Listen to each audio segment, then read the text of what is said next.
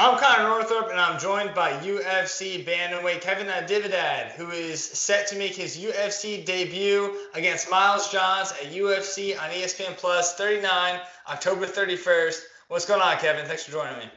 What's up, man? I'm doing good. I'm doing good. Not really doing anything right now. Yeah. What's the feeling right now, too, just, a couple weeks out from, finally making that walk? Oh, so I don't know if you know about what happened in Vegas. Yeah, I want to get into that for sure. Well, if we'll get into that eventually, whenever. But comparing that to this, honestly, this is.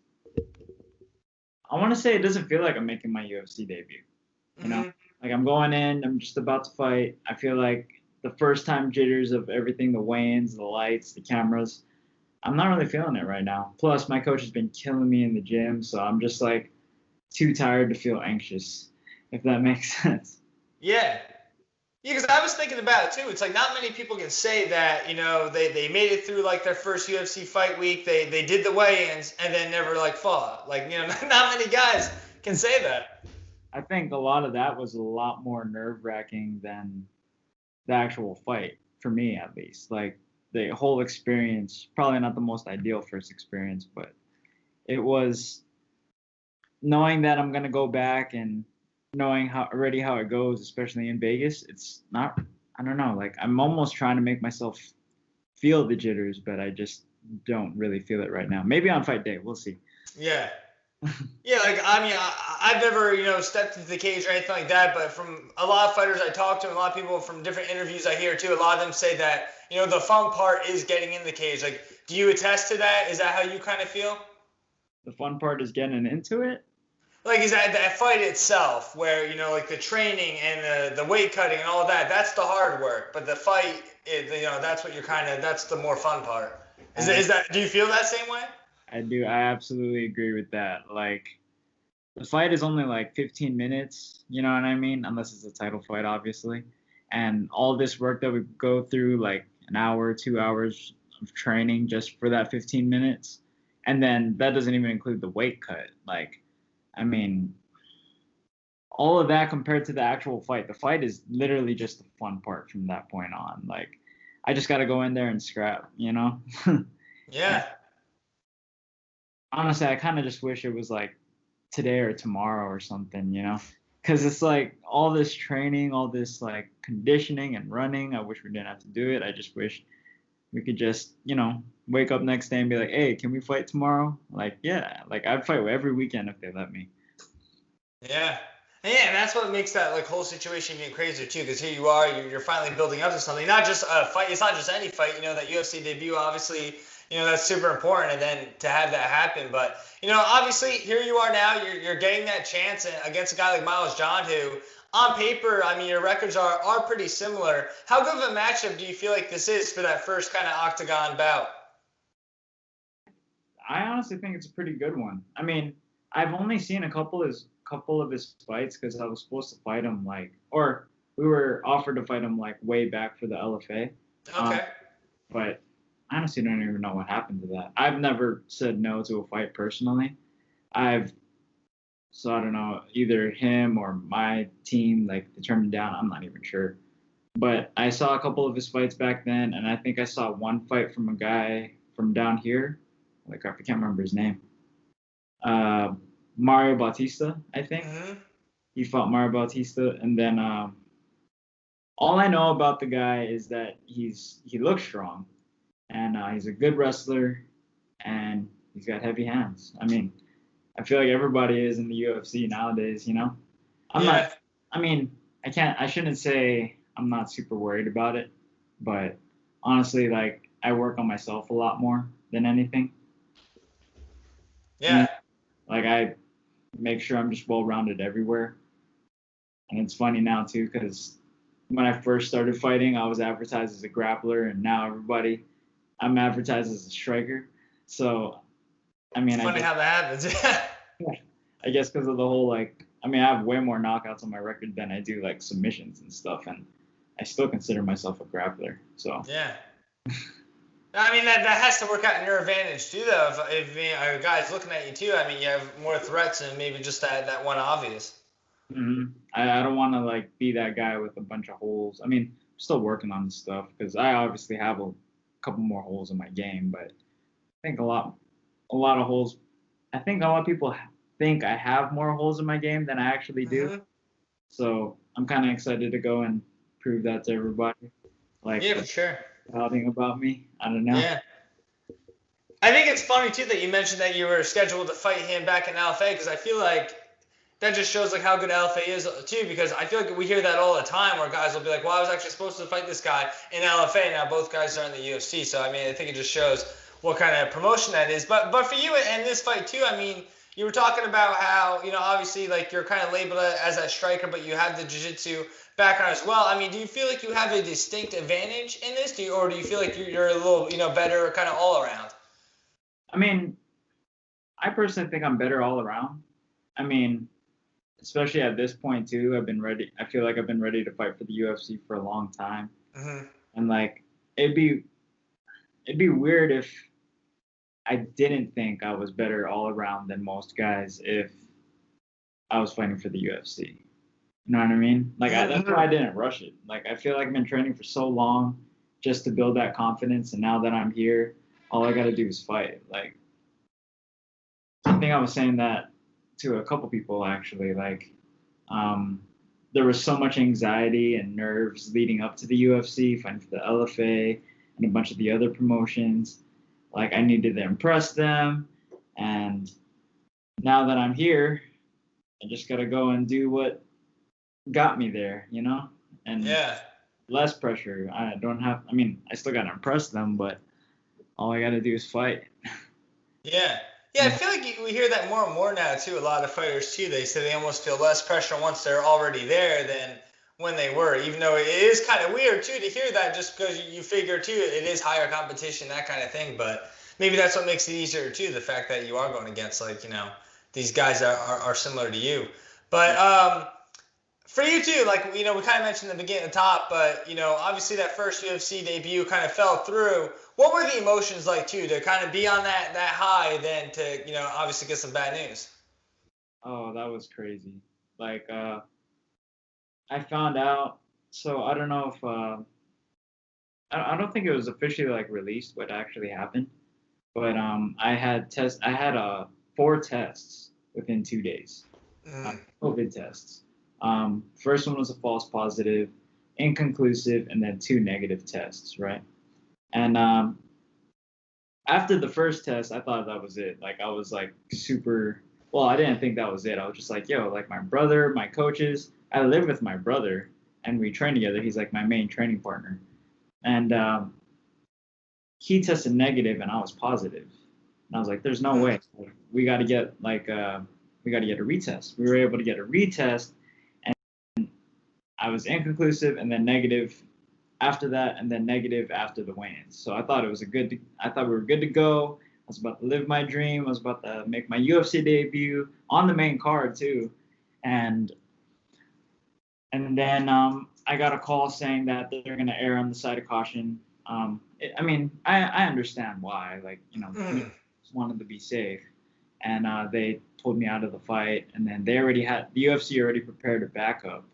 And when I heard about that, like I didn't even notice that I was sitting on the bed when they told me. I didn't even realize that I like was sitting on the floor after. Ah, man. So like I was bummed out. I was really Yeah. and the thing too, like I heard that from my coach, but I didn't hear it from like Sean Shelby or like anybody else until I went downstairs the next day. But in my head, I felt like I was still fighting. Like it didn't feel real. Mm. Like I was sitting in my room. I finally got off the floor, and I was just like, "No, I might fight tomorrow. Like they might call me, and I might fight tomorrow. I'm not gonna get that out of my head until someone actually tells me that."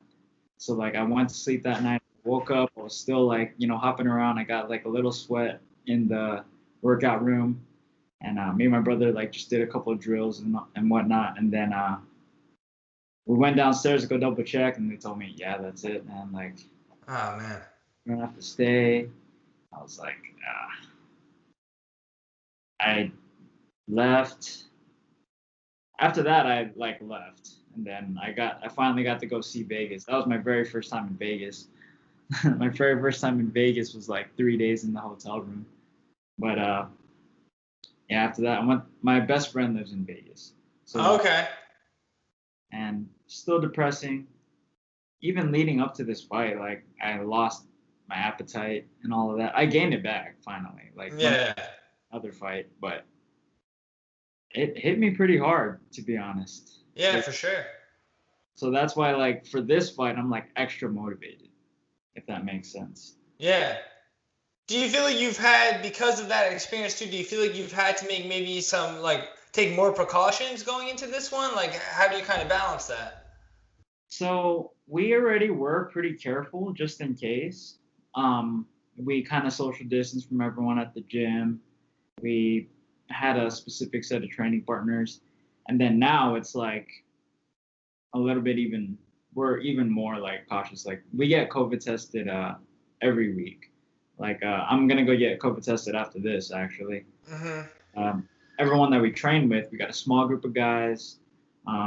We got good wrestlers. We got my brother, obviously, a couple jiu-jitsu guys, and then a lot of like strikers, boxers, kickboxers, Thai boxers, and whatnot. And we keep it really tight, and we train like 2 hours before everybody shows up for the regular classes. Mm-hmm. By the time everyone shows up for the regular classes, we leave. Okay. So we've been keeping it really tight, really small, and yeah, like we get COVID tested every day, or not Yeah. every week. It's crazy though too, if you just like think about it too, because like I don't think a lot of people maybe from like the outside and too, like especially the casual fans, like probably like realize like how difficult it probably is to like social distance, like train for a fight. Like obviously you have to do certain things and you got to work with certain guys, and you know how can you just like in the beginning of this too, it was so crazy because so many guys have worked so hard to get into these big gyms and things like that and to make themselves better, and then they find themselves like working out in their garages because they had to, like it's crazy. We did that too for a little bit. Like when Arizona first shut down, we kind of just like uh, we kind of just did like boxing in the garage, pads, kickboxing here and there. It was crazy, and like it's especially with this sport, it's impossible to social distance. Like you can trust everybody, but you can't. What we don't trust is the virus itself, because it's nobody knows how it works. Exactly. That's what frustrated me when last time I was in Vegas. Like I almost didn't get that second test, but luckily the UFC was like willing to work with us on that. Yeah. No, it is so insane because a lot of people don't know that much about. Like you were saying, like your brother didn't, like he came up negative, you came positive, and like I thought one of the craziest things I've heard through this whole time was when Gilbert Burns, he had tested positive, and they were driving home, and both the coaches in like the front, or I think it was a coach in the front seat, Burns was in the front seat, and then the other coach was in the back seat. They all had it, but his brother was in the back seat as well, and he never tested positive for it, which is like you would think if you're in a car driving from Vegas to Florida, at one point you would get it, and he didn't. So maybe he's just like asymptomatic. I don't know, but it's just it's really crazy. That's just like because we actually got tested before we flew out to Vegas. We got our test results. We go to this spot where we get our results back in like 36 hours, and no, I don't hang out with anybody. I'm like kind of introverted myself already, so I'm not at the gym. I'm just like, hey, you want to go out? No. Yeah. I use the training as an excuse that I can't go out. But yeah, like we got COVID tested and then we flew out on like Tuesday, and I was negative when I got my results back as negative on that Tuesday, and then when I found out it was false positive, I was just like, yo, did I get it somewhere between like the airport and now? Because I know I'm good. So I don't know. It freaks me out, makes me more paranoid. Even if I cough a little bit, I'm like, oh man. Nah, like I would catch myself like doing that stuff too, like because you just don't know. But for you too, I mean, like we're obviously talking about this, and now it's in the past, and you obviously have this fight coming up. But the fact that it was like a negative kind of situation, but is there some positives from it? Because the one thing that stands out to me is like you were kind of talking before about like obviously like, the lead up to that first fight. I'm sure there's gonna be nerves and things like that. But the fact that you've already been through that and like have done the weigh-ins, you've done all that. Do you feel like that helps you too going into this? The fact that like you've already kind of done it before, even though you haven't fought. Yeah, I mean, it definitely helps. Like I said, I didn't realize how. I mean, I knew, but I didn't realize how organized the UFC was, and it was definitely not. I don't want to say overwhelming, but it almost was. Hmm. It was it was crazy. Like I felt like I was soaking all this up. Like they picked us up in a limo, and then they had a guy like chauffeur us to the like from the airport to the hotel, and I was like, oh, guys, open our doors and stuff. And I was like, I don't even know what to think about this. And then the food from the UFC, the guys, the UFC PI, and then the afterward, that post weigh-in, like it was a lot to soak in, you know. Hmm. Now I know what to expect. It's not just some like I don't know what's gonna happen, leading up to the going to Vegas. I know what I'm expecting when I go there, and not a lot of surprises, and I think it kind of calms me down a little bit. Yeah. And I think that's what it where yeah, that's more or less what I'm trying to say. Like, there's not going to be as much surprises like that. Like, I should have expected that already, but I know it's going to happen now. Yeah, for sure. Yeah, yeah. Any more experience, I'm sure, is a positive thing. And uh, I know the fight right before the UFC, LFA 85. You obviously won that, but your brother also won on that card too, and you got to share the card with him in that. I mean, what was that experience like too? So that would be the second time we fought on a card together. Um, the first time, and I think I talked about it in the interview on the LFA too. Hmm. But so he TKO'd his guy, and then I go and TKO my guy afterward. So after that, like, because he fought before me on the LFA, after he knocked this guy out, I was just thinking in my head, dang, I think I might actually knock this guy out. And then I ended up knocking him out in the second round. So I don't know if you guys saw it too. My brother fought again on a week's notice for LFA 92, I believe it was. Yep. Hmm. I didn't even know the guy's name, to be honest. Like, I feel bad about that. But I know the guy's name that he fought. And my brother knocked him out in the first round, like within less than 30 seconds. I think it was like 29 or something. Yeah. In my head, the energy that I get from that, since I'm fighting in the same month, I think I might knock this guy out too. Yeah.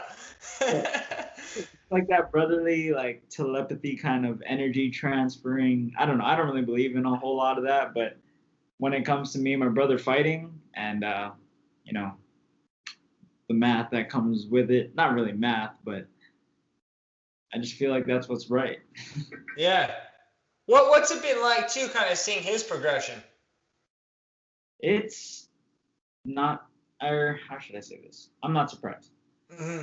You know what I mean? My brother's a beast, and that's why I'm happy that I can have him as a training partner. Seeing him go up, honestly, it's more nervous for me to watch him fight than for myself to go fight. But seeing him like win these fights, like he's won in as an amateur. I think he fought in three different weight classes: 25, 35, and 45. Oh wow. And he had like the belt at 45, and then now he makes his debut at 35, and the weight cut's super easy for him. And seeing him win and everything makes me happy. Like I won the fight too. Yeah. Want to go and pig out and everything after. Like I almost went to go pig out and eat whatever. Yeah. Remind yourself. Okay, now I gotta calm down real quick. That's why. Yeah. Polynesian appetite. But seeing him progress up in the ranks in MMA, also makes me feel like I'm winning, you know? For sure. Should, because we work hard together. We train together all the time. Yeah, if he wins, I win. If I win. Yeah. How much has like it benefited too? Because you said like not only are you guys brothers, but you live in the same house too. So I mean, right there, like you have a guy that like even if like God forbid a national pandemic happens, so you have a training partner like right in your house. Exactly what happened too. Yeah. It was just me and him and my other roommate. We trained in our garage for a little bit. My fiance too. She's a blue belt in jiu-jitsu. Okay. Awesome.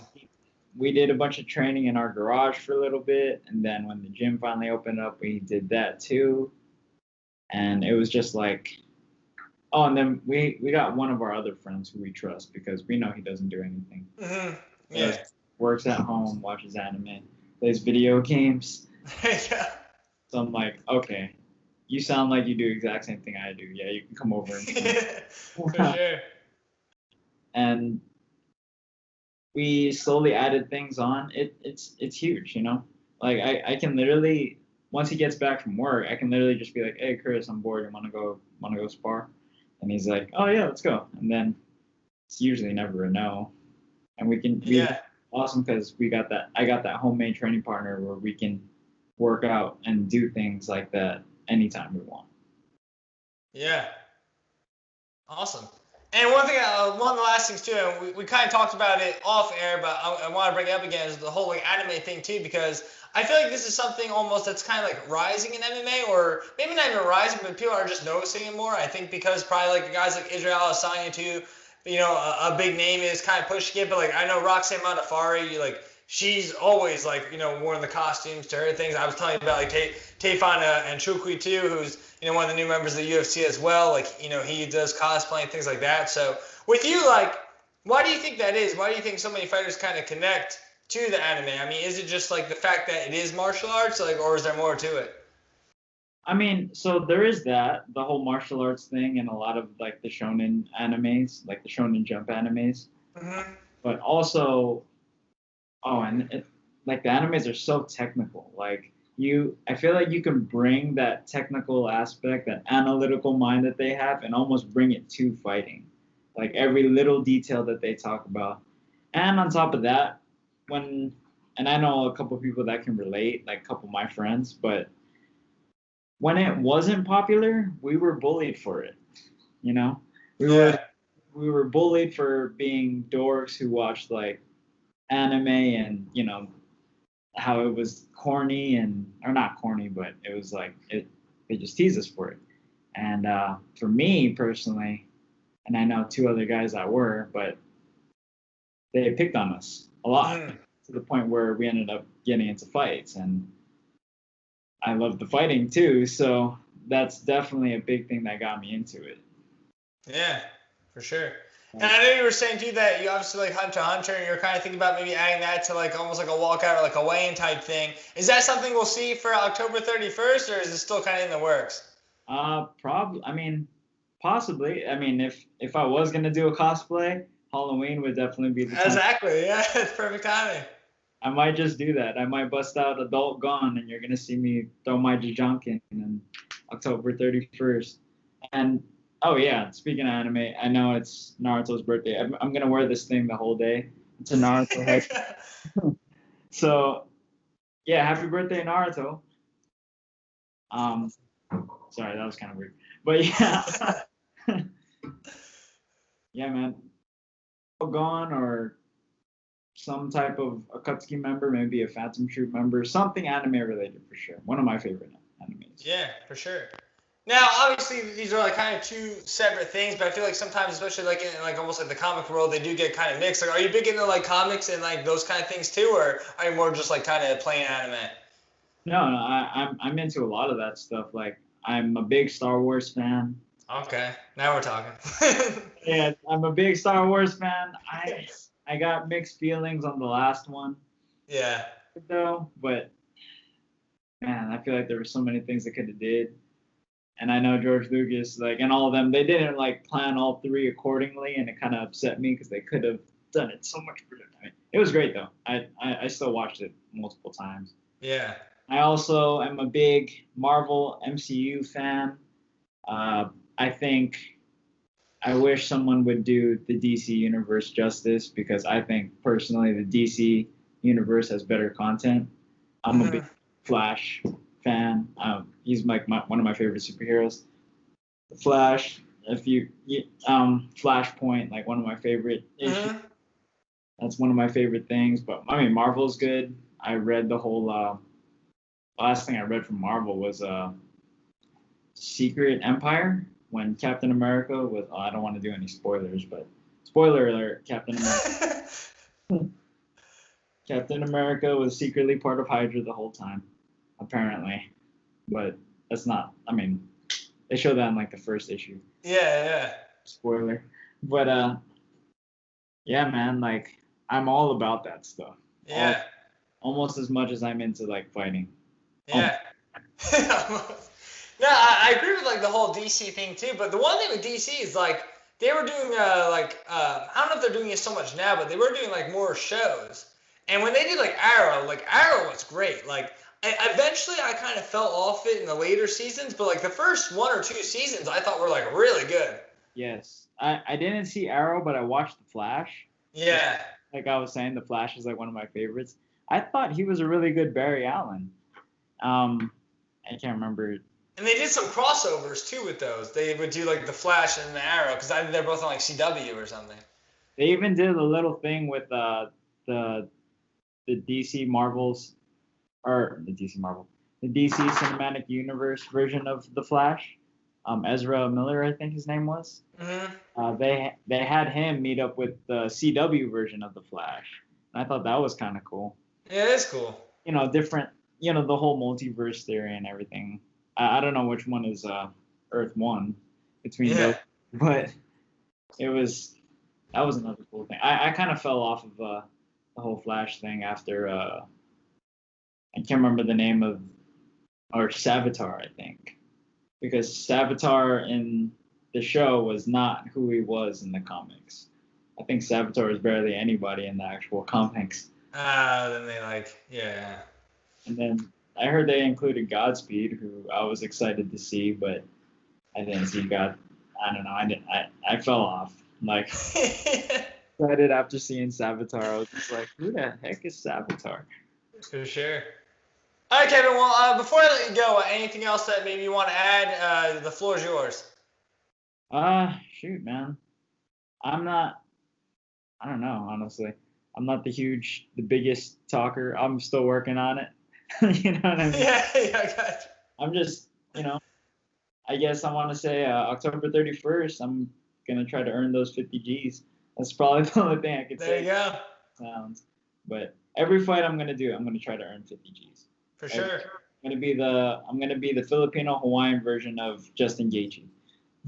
That sounds great to me. From start, like, I don't know. It's just awesome. Just like what I was saying. Like, now that I'm in, all I got to do is fight. Yeah. Pressure's off, and I just can't wait to finally put the gloves on and hit somebody with it. Yeah. And actually, one last thing after what you just said, Gaethje or Khabib? Oof. That's a tough one, man. It's hard to vote against Khabib, but I'm slowly liking Gaethje more and more. I heard one of his interviews the other day, and I'm like, yo, that is like the realest interview I've heard from the UFC. Like, I can relate to him in a lot of ways. Sorry, my dogs are here. Yeah, no worries. But yeah, like I feel like the opposite too. I feel like I was almost more on the Gaethje train in the beginning. Now I was like starting to fall off. But like the one thing with Gaethje, and I think that's gonna be dangerous for him, is he just seems like he's very like, I don't even know what the word, like almost like a balls to the wall kind of guy. Yeah. And I think that's like scary because it's like I think he's willing to take chances where maybe some guys are a little more cautious. Yes, exactly. I mean, and I feel like in a fight, like why not take chances, Like it shouldn't be about like just trying to win, but it should be about like, it should be getting in there and fighting. Like, I don't know. I guess the way how everything was set up too, like apparently you lose X amount of fights, you're cut or whatever. I think as long as you're exciting or whatever, people will want to see you come back. You know what I mean? Like, Yeah. I mean, obviously work on everything in my game, be smart about everything, but at the same time, like, I'm not just gonna try to edge out a decision. You know what I mean? I'm trying to figure out how to KO this guy or submit him. Yeah. Like, Well, yeah, and I hope your brother's kind of juju. I hope that comes on you. You're able to get that knockout. Thanks for giving me the time, Kevin. I wish you the best come October 31st. awesome. Thank you, man. Thanks for having me.